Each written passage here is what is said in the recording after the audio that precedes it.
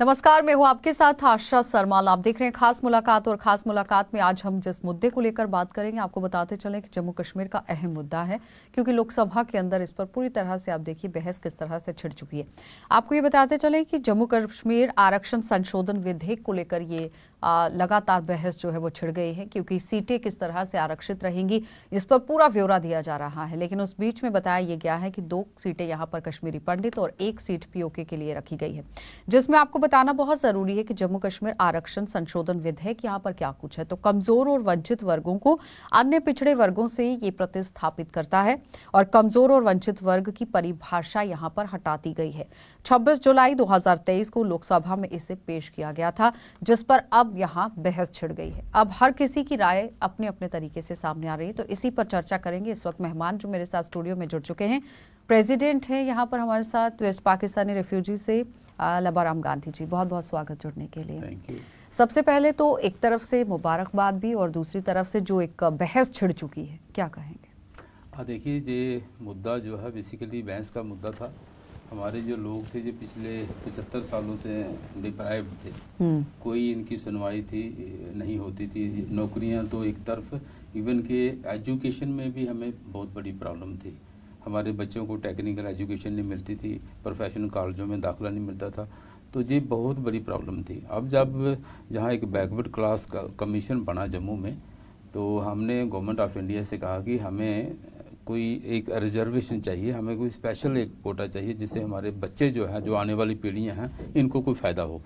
तो इसके लिए उन्होंने कहा कि हम अगर आप चाहो तो आप लोगों को हम ओबीसी में, जितने भी वेस्ट पाकिस्तानी रिफ्यूजीज हैं, इनको हम उसमें शामिल कर सकते। तो मैंने बोला अगर आप ऐसा भी करो तो तब भी ठीक है कि वो 70% तो ऑलरेडी हमारे में जो लोग हैं they belong to scheduled caste community, तो 20% वो हैं जो ऑलरेडी ओबीसी से हैं, मैं भी उन्हीं में से एक हूँ। तो 10% लोग हैं जो जनरल कैटेगरी से हैं। उनको अगर ओबीसी में हमें स्टेटस मिल जाता है वेस्ट पाकिस्तानी रिफ्यूजीज को, तो वो 10% को फ़ायदा होगा कि कल को उनके बच्चे जो हैं वो, जैसे गवर्नमेंट ऑफ इंडिया में 27% जो है वो आज की डेट में रिजर्वेशन मिल रही है। जम्मू कश्मीर में तो चलो 4% है, लेकिन गवर्नमेंट ऑफ इंडिया में अगर कहीं अप्लाई करना हो तो 27% उसका कोटा है। तो हमारे जो बच्चे हैं, जो पिछड़ा वर्ग हमारा जिनको बोलेंगे, जो कुछ कास्टें हैं जिसमें ब्राह्मण आ जाते हैं, राजपूत कम्युनिटी के लोग हैं, कुछ इसके गुप्ता कम्युनिटी के भी हैं, मिक्स लोग हैं जो 1947 में देश के बंटवारे के दौरान आए थे, तो उनके बच्चों को कुछ फ़ायदा हो सकता है। लेकिन लबाराम जी, इस बीच में एक बहस ज़रूर छिड़ गई है। एक तो अटकलें ये लगाई जा रही हैं कि आने वाले टाइम में आपको एमएलसी की सीट मिल जाएगी, और काफ़ी लंबा संघर्ष आपने किया है। अगर ये सीट आपके पास आती है तो उन लोगों की उम्मीदें जो हैं और बढ़ जाएंगी कि जिस तरह से आपने एक लंबा संघर्ष किया है और जिन मांगों को आज तक नहीं पूरा कर पाए हैं, क्या लगता है कि सीट मिलने के बाद वो मांगे आम जनता की जल्द से जल्द पूरी हो पाएंगी? हाँ, देखिए, ये तो बहुत अच्छी बात है गवर्नमेंट ऑफ इंडिया की। उन्होंने धारा 370 और 35A को ख़त्म करके एक बहुत बड़ा, जिसको मैं मरहम बोलूँगा ना, जो लगाया हमारे जख्मों पे, कि पिछले 75 सालों में जितनी भी सरकारें आई, किसी ने हमारी बात नहीं सुनी। हर एक ने हमें क्या बोला कि खाली फॉर्मेलिटी के नाम पे हमें बेवकूफ़ बनाया। आज जब भारतीय जनता पार्टी की सरकार आई, नरेंद्र भाई मोदी जी हमारे देश के प्राइम मिनिस्टर बने, अमित शाह जैसे नेता जो थे हमारे होम मिनिस्टर बने, तो उनको ये अच्छी सोच थी कि जब तक हम धारा 370 और 35 को ख़त्म नहीं करेंगे तो मेरे ख्याल में जो वेस्ट पाकिस्तान रिफ्यूजी है, इनको जम्मू कश्मीर में इंसाफ नहीं मिलेगा। तो 5 अगस्त 2019 को जब ये धारा 370 और 35 ख़त्म हुआ, तो हमारे लोगों को एक इतनी खुशी मिली कि हम भी जम्मू कश्मीर के नागरिक कहलाने के काबिल हो गए हैं। नहीं तो बच्चे कहीं भी जाते थे, कहीं नौकरियों में जाते थे, तो सबसे पहला एक ही क्वेश्चन आता था कि आपके पास वो परमानेंट रेजिडेंट सर्टिफिकेट है। वो हमारे बच्चों के पास होता नहीं था। 22,160 अप्रोक्सीमेटली फैमिलीज आज जो हमारे पास टोटल फिगर्स हैं, जो हमारी संघर्ष जो मैंने 2006 से शुरू किया था और आज तक 22,160 फैमिली जो है हमारे पास टोटल रजिस्टर हो चुकी है। ये लोग कठुआ से लेकर पलानवाला तक हैं।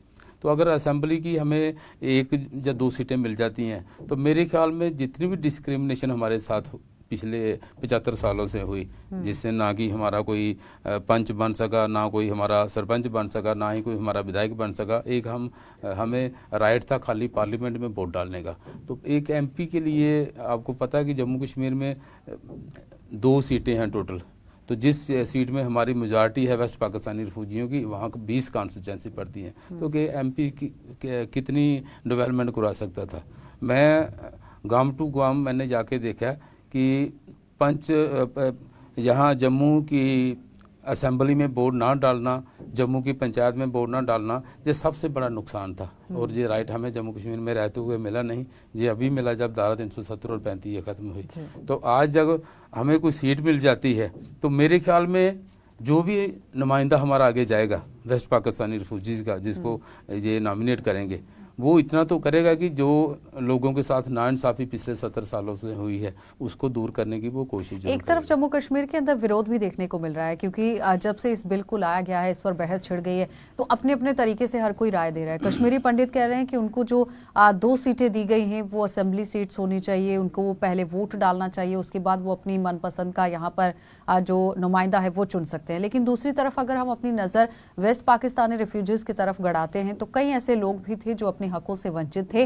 धारा 370 जाने के बाद 5 अगस्त 2019 को जो एक बड़ा फैसला लिया गया सरकार की तरफ से, उसमें आप देखिए खुशी की लहर इन लोगों के अंदर जरूर आई, क्योंकि पंचायत के इलेक्शन में ये लोग वोट नहीं डाल पाते थे। अब ये वो कहाँ यहाँ जा सकते हैं, वोट डाल सकते हैं, राइट इनके पास है, और उसके साथ असेंबली के अंदर भी ये वोट डाल सकते हैं। लेकिन अगर एमएलसी जब बन जाते हैं तो उम्मीदें लोगों की रहेंगी। अब बार बार इसी सवाल को इसलिए दोहराना है क्योंकि क्या लगता है कि कुछ नया लेकर लबाराम गांधी जो हैं वो अपने समाज के लोगों के लिए सामने आएंगे, क्योंकि बहुत सी ऐसी अभी भी डिमांड्स हैं, नौकरियां हैं, सड़क है, बिजली है, पानी है, घर है, कई ऐसी शिकायतें रहती हैं लोगों की। देखिए मैम, इसमें ये तो सामने दिखाई दे रहा है कि जहाँ मेरे रहते हुए तकरीबन 2 या 3 बार प्राइवेट बिल जो है यहाँ जम्मू कश्मीर की असेंबली में लाया गया ताकि वेस्ट पाकिस्तानी रिफ्यूजीज को जम्मू के राइट मिल सके, लेकिन जहाँ हर बार उसका विरोध हुआ, इतना ज़्यादा विरोध हुआ कि ये कश्मीर की लीडरशिप, तो मैं नहीं कहूँगा कि उन्होंने विरोध किया, यहाँ जो जम्मू से हमारे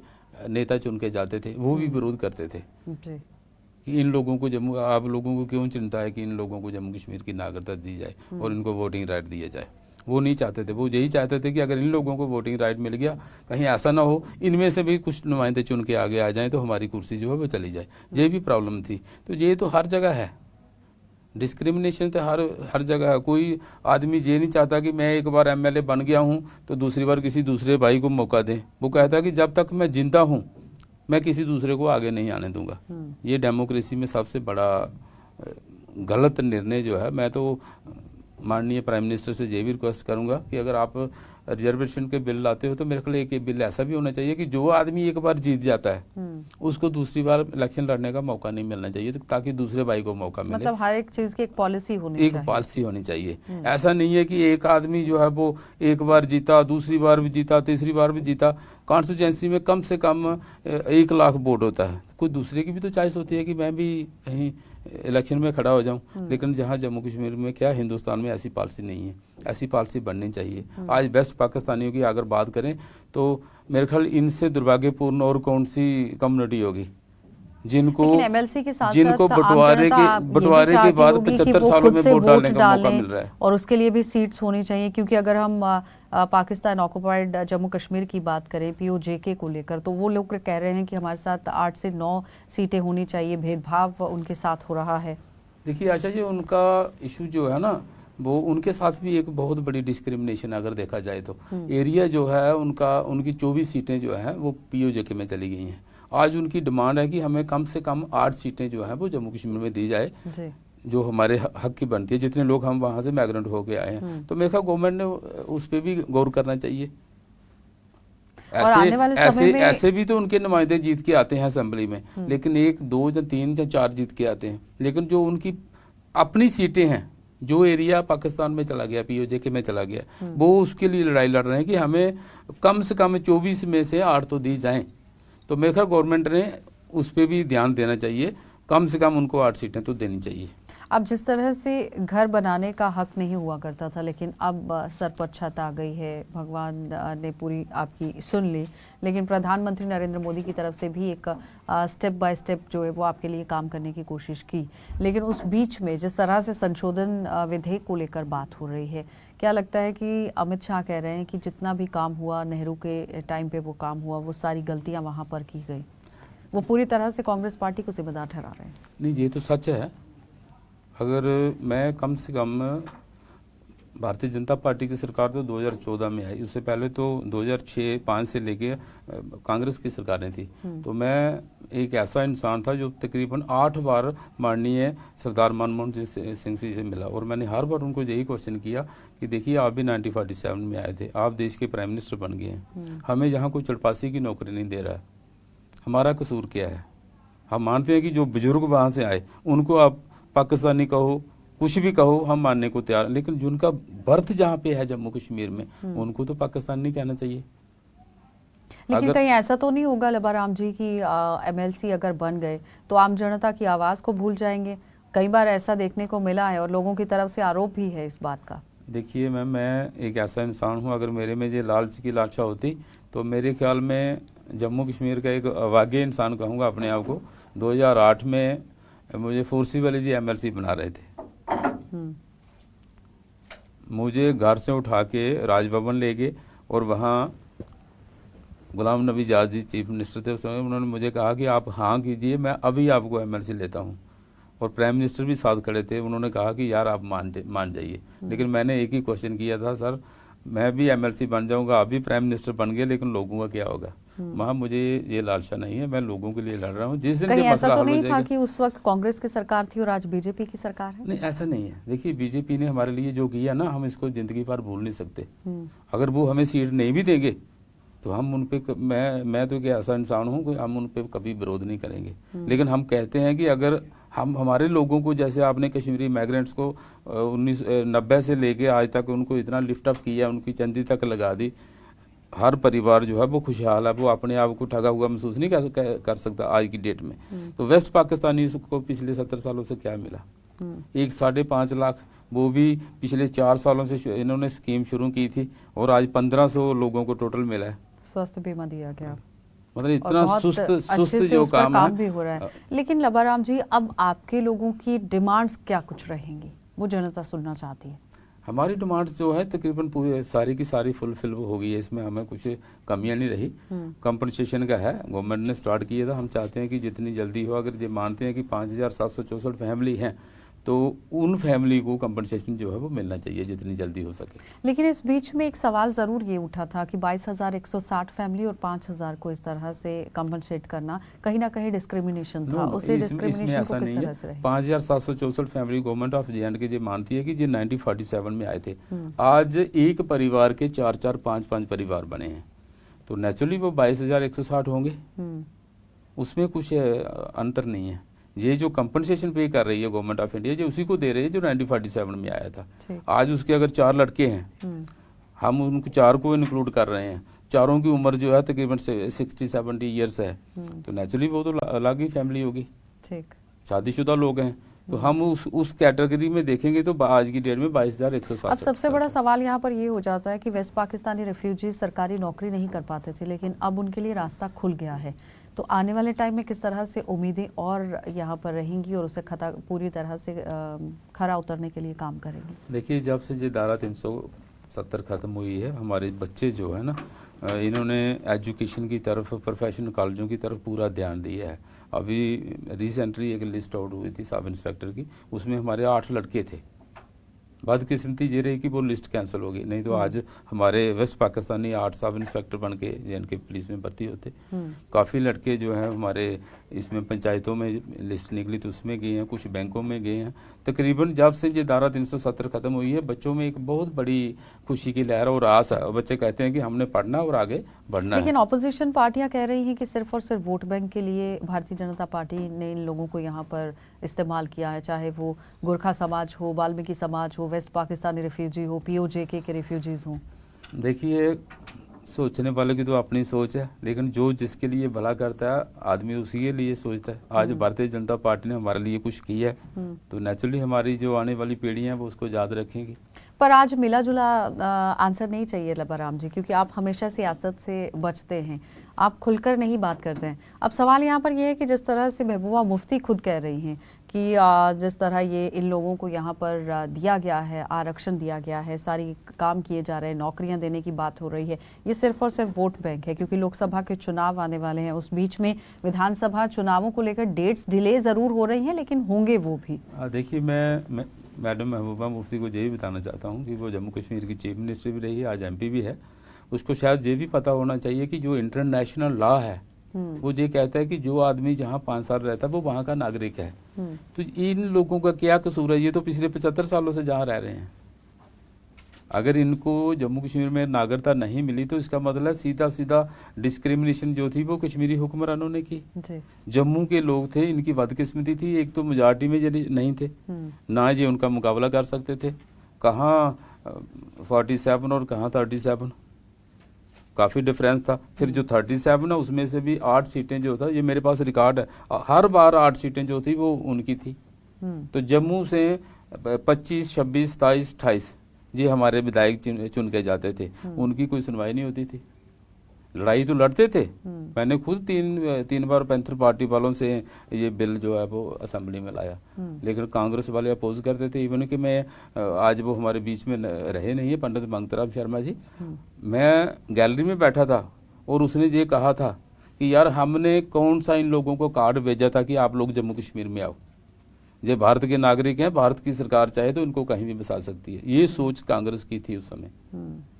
तो आज देर गए दुरुस्त आए, लेकिन आज अगर भारतीय जनता पार्टी ने ये सारा काम किया है, हमें नागरिकता भी दी है, आज हम नौकरियों के भी काबिल हैं, इवन कि डेमोक्रेसी में हमें वोटिंग राइट भी मिला है जम्मू कश्मीर में असेंबली में।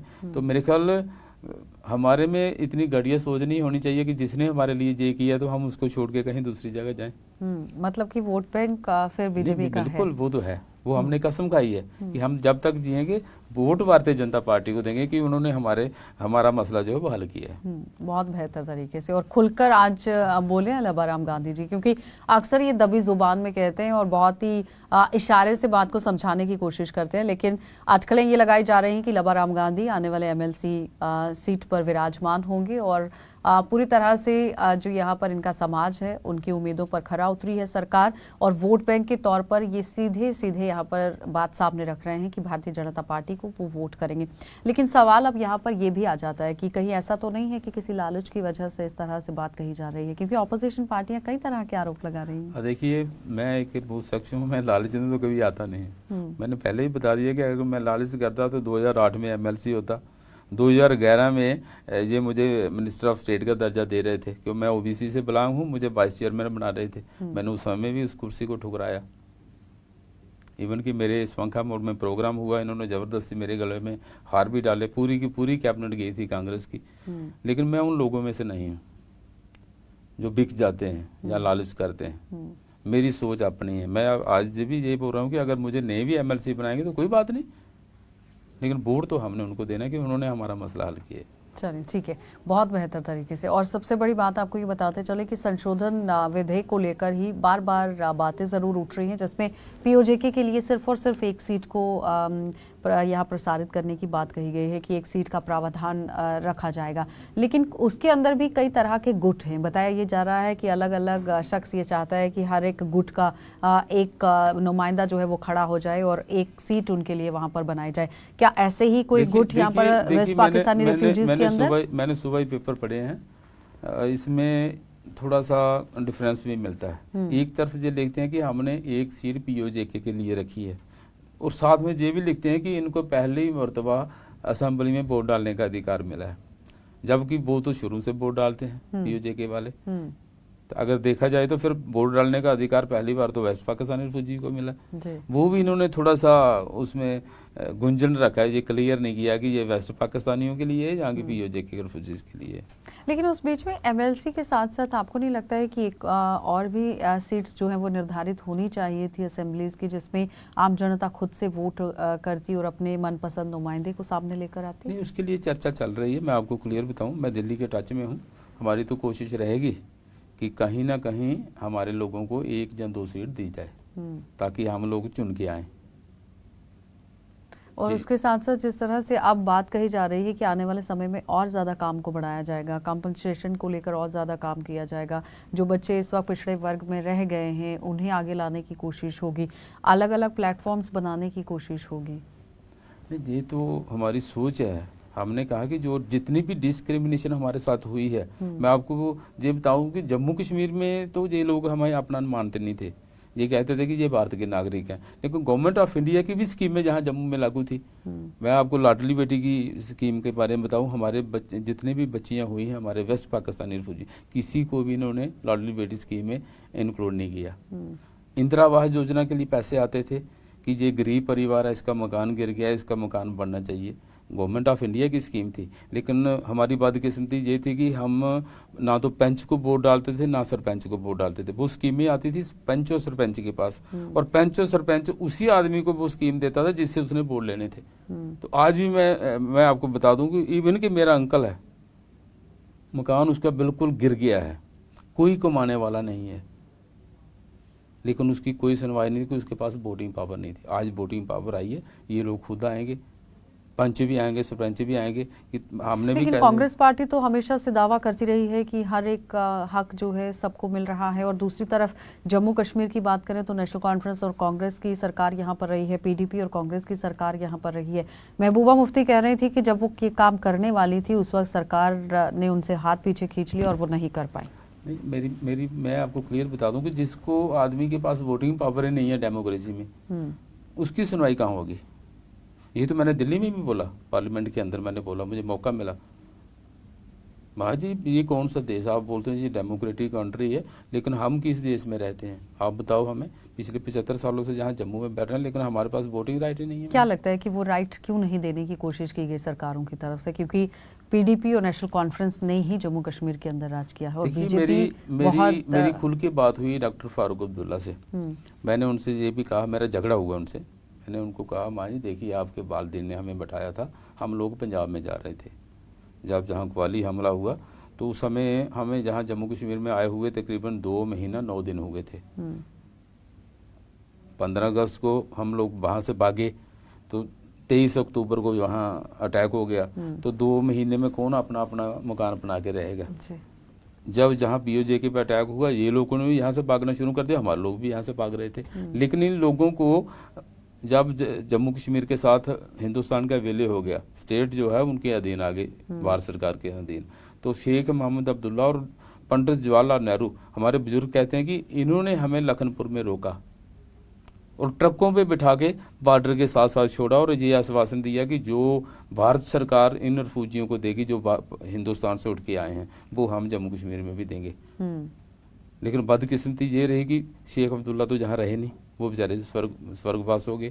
आगे उनका बेटा आ गया फारूक अब्दुल्ला, उसने भी किसी की नहीं सुनी, फिर उनका भी आगे बेटा आ गया। तो मैंने उनको दिल्ली में कहा जी देखिए आपकी भी तीसरी पीढ़ी आ रही है, आज तीसरी पीढ़ी आपकी जम्मू कश्मीर में चीफ मिनिस्टर बनी है, तो आपके वालिदैन ने हमें बैठाया तो आपने ये मसला हल करना चाहिए था। तो उनका एक बहुत ही कड़वा जो जवाब था मेरी तरफ से, बोला यार अगर आप लोगों को जम्मू कश्मीर में नागरिकता दे देता हूं तो कश्मीर वाले मेरी कब्र खोद देंगे। माँ जी आपको अपनी कब्र की चिंता, लेकिन हमारी कोई चिंता नहीं। और आज जब ये नागरिकता मिल गई है तो फिर मुद्दा ये था कि अगर इन लोगों को जम्मू कश्मीर में वोटिंग राइट दे दी है, जम्मू कश्मीर में नागरिकता दे दी तो कश्मीर में पता नहीं क्या होगा। मतलब आपका कहना यह है कि जानबूझकर आपके हकों को नहीं आपको दिया गया, बिल्कुल डेलिबरेटरी।